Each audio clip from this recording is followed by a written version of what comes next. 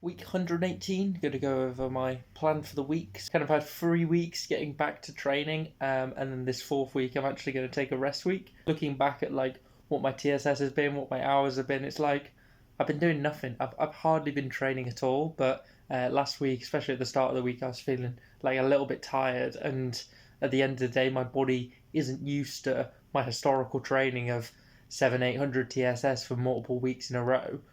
So despite the fact that I'm not doing much training compared to that historical norm, like my body's gonna need the rest, as I'm still just easing back into things. So yeah, giving myself that easier week. Past 2 weeks it's been like 9 and a bit hours on the bike, probably do like 7 or 8 hours, but just a little bit of an easier week, just to let the body reset, and then moving back to structured training, starting this time next week. So that's going to be exciting. Going to have to finalise my plan. I guess that's going to be one of the main things this week. Pretty confident on what I want to be doing, but yeah, just putting that plan together as just a day by day as to what I want to be doing. Especially now, what I know what I want to be doing with the track cycling stuff, like which sessions are going to be the ones that I'd attend. That's the other big thing for this week. I'm hopefully going to be picking up my rear track wheel from my wheel builder this evening. And then it's going to be testing it all works on the Cervelo,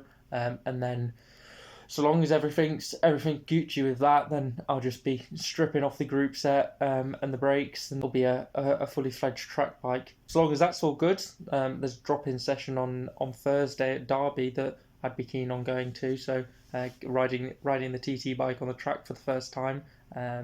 But until then, one more turbo ride on the bike before then. That's why I've been riding on the one of the reasons why I've been riding on the turbo a lot on the TT bike.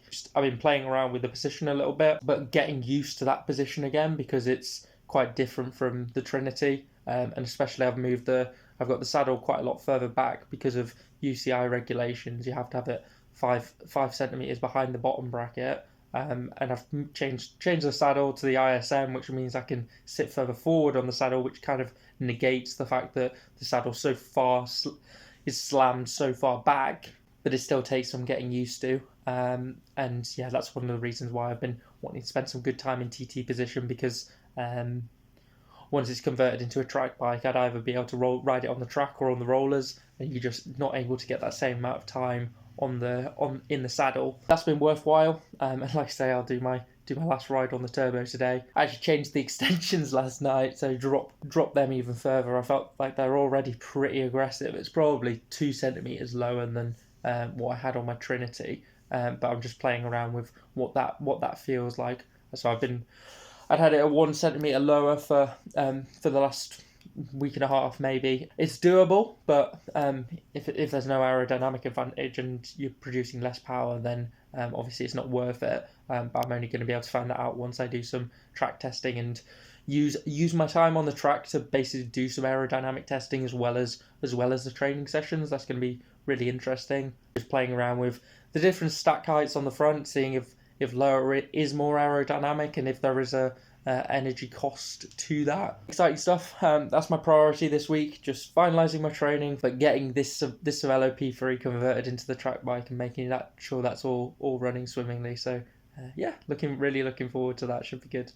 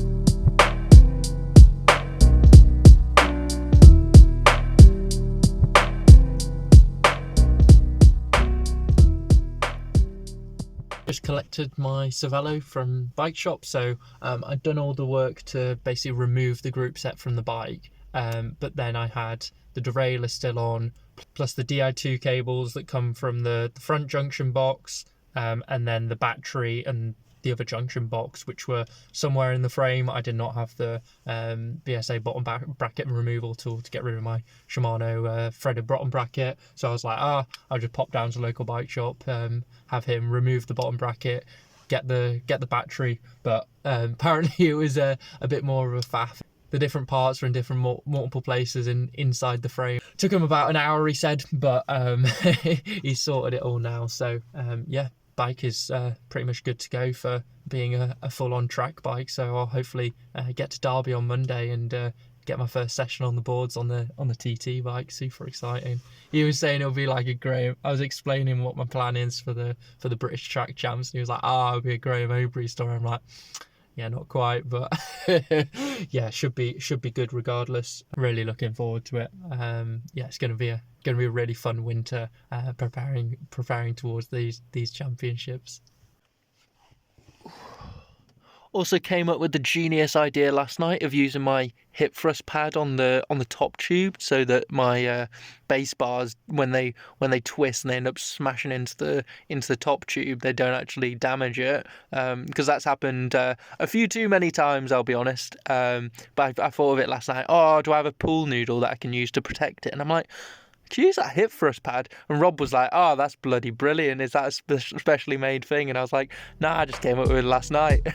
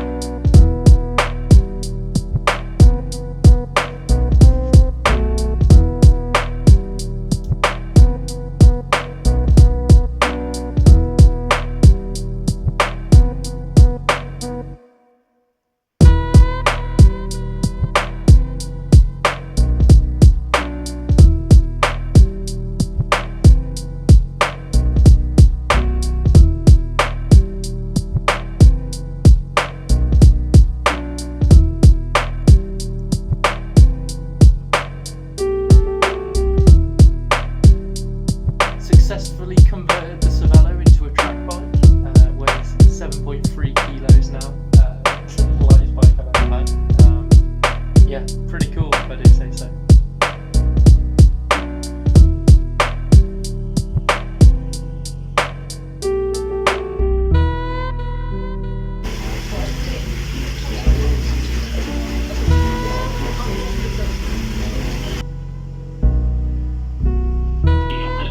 Still not good.